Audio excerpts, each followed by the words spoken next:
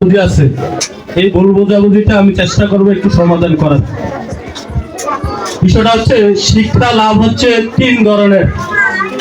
আমরা তিন ভাবে শিক্ষা লাভ করি। একটা হচ্ছে আনুষ্ঠানিক শিক্ষা, যেটা শিক্ষা প্রতিষ্ঠানে ভর্তি হয়ে, যেমন সোনা বাংলা মডেল একাডেমিতে ভর্তি হতে হয়, তারপর পঞ্চম শ্রেণীতে পাস করলে একটা সার্টিফিকেট দেওয়া হয়।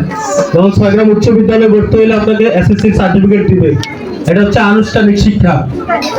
আরেকটা হচ্ছে উপ আনুষ্ঠানিক শিক্ষা। আমরা বিভিন্ন সময়ে 5 দিনের, 10 দিনের, 1 মাসের এই ধরনের ট্রেনিং এ যাই। এই ট্রেনিং এ গেলে আমাদেরকে একটা সার্টিফিকেট দেয়। এখানে কি কেউ গেছেন ট্রেনিং এ? এরকম 3 দিন বা 5 দিন হুজুরে গেছে, এটাকে বলে উপ আনুষ্ঠানিক শিক্ষা। আরেকটা হচ্ছে অআনুষ্ঠানিক শিক্ষা, যেটা যেটা লাভ করা হয়। যেমন আজকে যে একটা অনুষ্ঠান হইতেছে, এই অনুষ্ঠানে শিক্ষার অনেক কিছু আছে। এখান থেকে সার্টিফিকেট দেওয়া হবে না। সার্টিফিকেট দেওয়া হবে আপনাদেরকে, আপনারা যে আসলেন এখানে অনুষ্ঠান দেখে, বাচ্চারা, অভিভাবকরা, আমরাও কিছু শিখলাম। এই যে হুজুরা বক্তব্য দিছে, তার থেকে শুনছি, শিখলাম। এখানে কোনো সার্টিফিকেট দেওয়া হবে না। আপনার বাড়িতে বিয়ের অনুষ্ঠান হইতেছে, এখানে অনেক আত্মীয় স্বজন আসবে, তাদের পোশাক আশাক দেখে, আচার আচরণ দেখে আমরা শিখবো। বিয়ের অনুষ্ঠান, বিভিন্ন অনুষ্ঠান হয়। তারপর মাহফিলে গেলে কেউ সার্টিফিকেট দেয় না।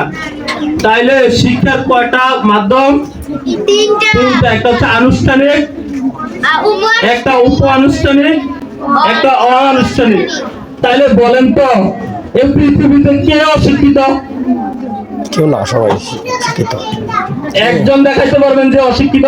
না, এই পৃথিবীতে কেউ অশিক্ষিত না।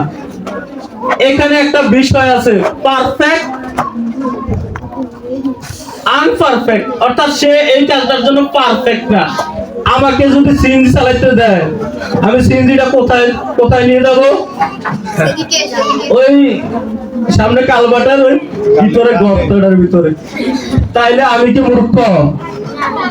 তাহলে তো আপনারা বলতেছেন মূর্খ। তাহলে মা যে শিক্ষাটা গ্রহণ করছে, মা কি মূর্খ? এই পৃথিবীর কেউ মূর্খ না, সবাই শিক্ষিত।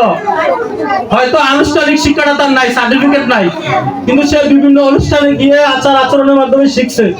এখন আমি বিরক্ত যে কথাটা বললাম, ওই জায়গায় আসি। আজকে এই অনুষ্ঠানে এসে আমরা কি শিখলাম? আমাদের প্রথম শিক্ষা হচ্ছে ধৈর্য সহকারে চুপ করে বসা। এই শিক্ষাটাকে আমরা শিখতে পেরেছি? পারি নাই।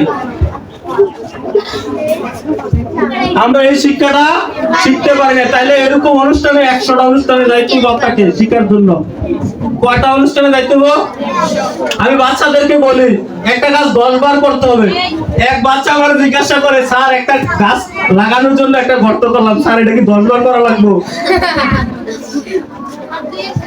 আমি বলছি 10 বার করলে এই প্রথম যে গর্তটা করছো, এই গর্ত থেকে সময় কম লাগবে। প্রথম যে গর্তটা করছে সময় কম লাগবে, আবার গর্তটা দেখতেও সুন্দর লাগবে। 10 বার করাই উচিত।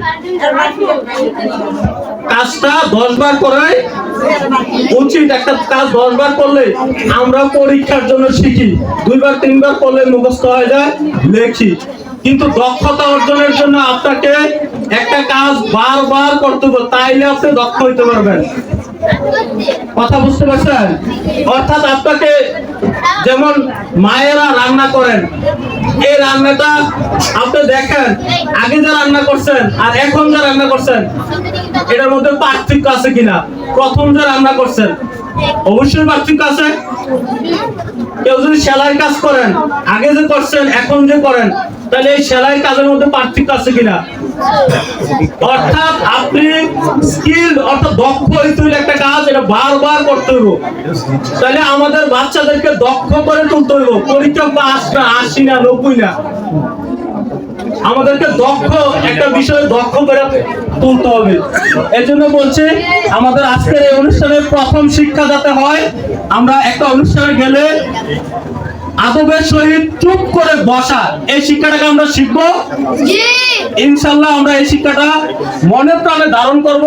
কোথাও গিয়ে কোনো অনুষ্ঠানে বসলে কথা বলবো না, চুপ করে বসবো, ঠিক আছে? মনে থাকবে। ধন্যবাদ। এই পর্যায়ে আমরা